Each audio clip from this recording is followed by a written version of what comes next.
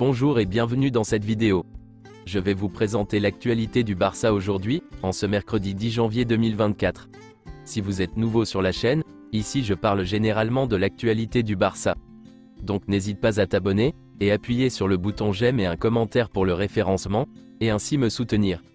Voici mon compte TikTok, pour les intéressés. Merci, et commençons.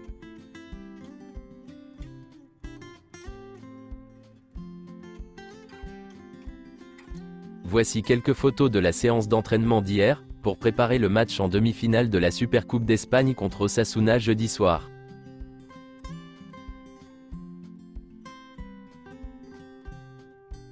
Voici la liste officielle des joueurs qui ont été convoqués pour la Supercoupe d'Espagne en Arabie Saoudite. Cancelo, Pedri et Íñigo Martínez ont été inclus dans la liste des joueurs pour le voyage en Arabie Saoudite, mais avec un astérisque. Le Barça via un communiqué officiel affirme que les examens effectués ont montré qu'Íñigo Martínez souffre d'une lésion musculaire du biceps fémoral de la cuisse gauche. Pedri et Cancelo se rendront en Arabie Saoudite, même s'ils n'ont pas été autorisés par l'équipe médicale. La décision de les faire jouer ou non dépendra de la façon dont les entraîneurs les verront, car ils ne sont pas encore à 100%. Íñigo Martínez est également du voyage. La blessure d'Íñigo Martínez a changé les plans de Xavi. Pour le match contre Osasuna, il envisageait une formation à 3 défenseurs. Voici le JW Marriott de Riyad, l'hôtel dans lequel les joueurs du Barça séjourneront pour jouer la Supercoupe d'Espagne en Arabie Saoudite. Officiel, les Unionistas accueilleront Barcelone pour les 8e de finale en Coupe du Roi, qui aura lieu le 17 ou le 18 janvier. Voici ce que dit le communiqué officiel du Barça, qui a été publié le lundi 8 janvier. Le FC Barcelone souhaite démentir les informations parues dans la presse concernant un prétendu design du second maillot pour la saison prochaine. Le club nie avoir commandé ou approuvé ce dessin qui, par erreur, est publié sur les réseaux sociaux, dans les médias écrits et sur Internet. Fin du communiqué. Le rétablissement de Gavi se déroule mieux que prévu.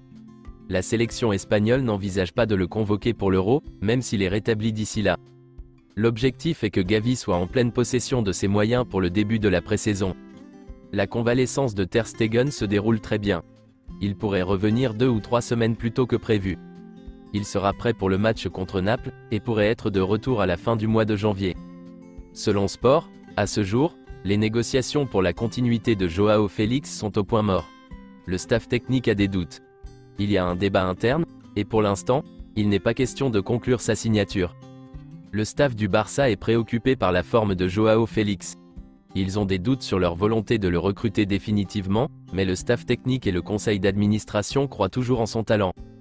Et selon un journaliste du média espagnol El Chiringuito, Xavi ne compte pas sur Joao Félix pour la saison prochaine. Il ne le considère pas comme une priorité, il préfère un véritable ailier à ce poste.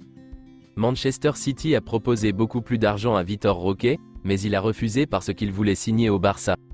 En proie à des difficultés financières depuis maintenant plusieurs saisons, le FC Barcelone cherche par tous les moyens à collecter des fonds afin de se renforcer cet hiver. Or, il se pourrait bien que le président Joan Laporta ait trouvé une nouvelle combine pour répondre aux attentes de son coach Xavi Hernandez. Et il faut dire que l'entraîneur catalan se montre particulièrement exigeant pour un mercato d'hiver puisque, bien qu'il jouisse déjà de l'arrivée dans le vestiaire du jeune attaquant brésilien Vitor Roque depuis quelques jours, il réclame également un nouveau milieu de terrain en renfort afin de pallier à l'absence prolongée de Gavi jusqu'à la fin de la saison. Alex Garcia, le milieu de terrain de Girona, serait d'ailleurs le favori numéro 1 de Xavi, et de sa direction qui souhaiterait davantage signer un joueur capable de jouer les premiers rôles sur la durée, plutôt que d'opter pour une solution temporaire. Afin de lui donner satisfaction, Laporta envisage donc de vendre certains de ses actifs. Une solution de repli qui fait suite au récent revers financier qu'ont subi les Blaugrana dernièrement lorsque la société Libero, qui s'était engagée à verser 40 millions d'euros pour acquérir 10% de Barça Vision, la société digitale du club, a finalement renoncé à ses engagements. Dès lors, c'est la vente d'une partie de Barça Studio, la société audiovisuelle du club, qui apparaît comme la solution la plus à même de rapporter suffisamment d'argent, pour permettre au club de se montrer de nouveau actif sur le marché des transferts. Dans cette optique, des négociations seraient même déjà en cours avec 2 fonds d'investissement. Le FC Barcelone pense pouvoir recruter un milieu de terrain ce mois-ci. Xavi souhaite recruter un milieu de terrain puissant en janvier. Il sait que le milieu de terrain actuel a de la qualité, mais avec la blessure de Gavi, il manque de puissance selon l'entraîneur.